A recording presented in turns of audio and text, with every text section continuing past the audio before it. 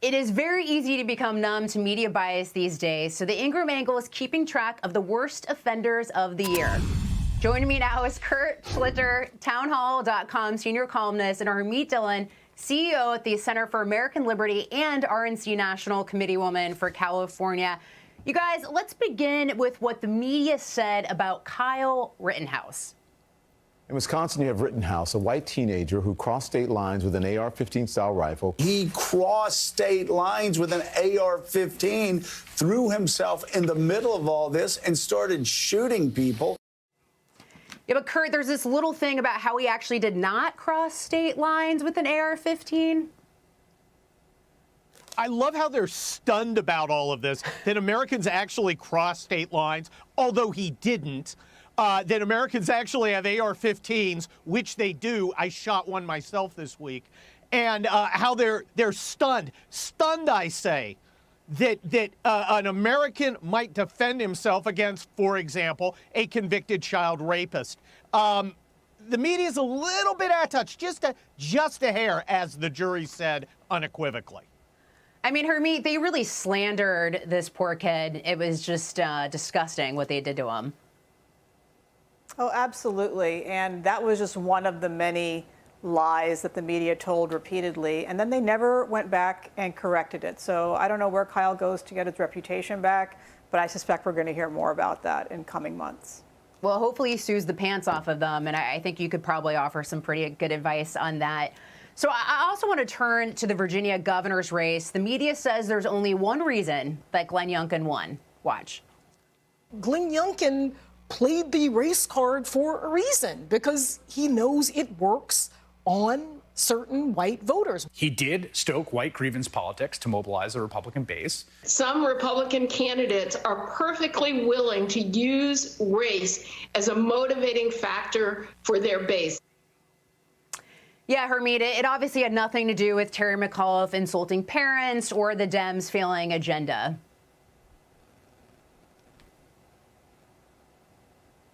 Harmeet? Kurt? I lost the audio. Oh, no worries, Harmeet. Kurt, what do you make of that? Yeah, obviously they're trying to shift blame away from a terrible candidate. Well, of course they are, Lisa. Look, for the left and its minions in the media, racism is the Swiss Army knife. It's the answer to all your problems. Voters don't like you. Well, the voters are racist. You're not able to get your bills passed through Congress. Congress is racist. No one loves you. You live alone and you eventually die and you're eaten by your cats. Racism. Everything's racism. And it's all ridiculous. I think Americans are getting tired of it. I think they are as well, and I think that's what we saw with the Virginia governor's race. There's also, here's how MSNBC Rachel Maddow reacted when the CDC guidance didn't quite fit her narrative anymore. Watch. If you are vaccinated, it's okay to take off your mask now, indoors and out. Really? Are you sure? How sure are you? Kurt, how sure are you? Well, look, there's something for everybody to hate with the CDC's mask guidance, since they've literally had every position. First we had, don't wear a mask. Then you have to wear one mask. Then you have to wear two masks. Then no masks. Now you have to wear a mask again. Now it's an N95 mask. Who knows what it's going to be tomorrow? Maybe it'll be an entire plastic suit. I don't know. The fact is the CDC has no credibility. In that way, it's very similar to the media.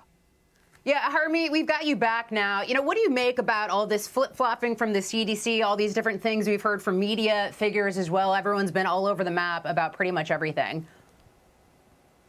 Well, the CDC and the media have completely failed here to provide a consistent message to the American public for public health reasons that would actually enable us to protect ourselves against COVID. And I think the inconsistencies in the messaging and the flip-flopping have really undermined American confidence. And that's very dangerous, because this isn't going to be the only health crisis that we have. And so I hope that the media takes a long, hard look at how they have distorted guidance. They have condemned people who've now come forward with information that has now turned out to be true.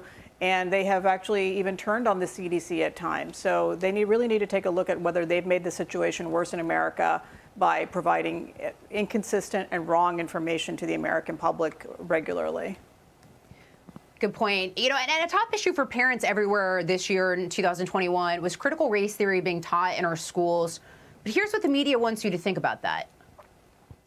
Critical race theory is not being taught in Virginia public schools. It's not being taught in any public schools in America because it's a legal scholarship that is taught as an elected in law school. Kurt, 15 seconds.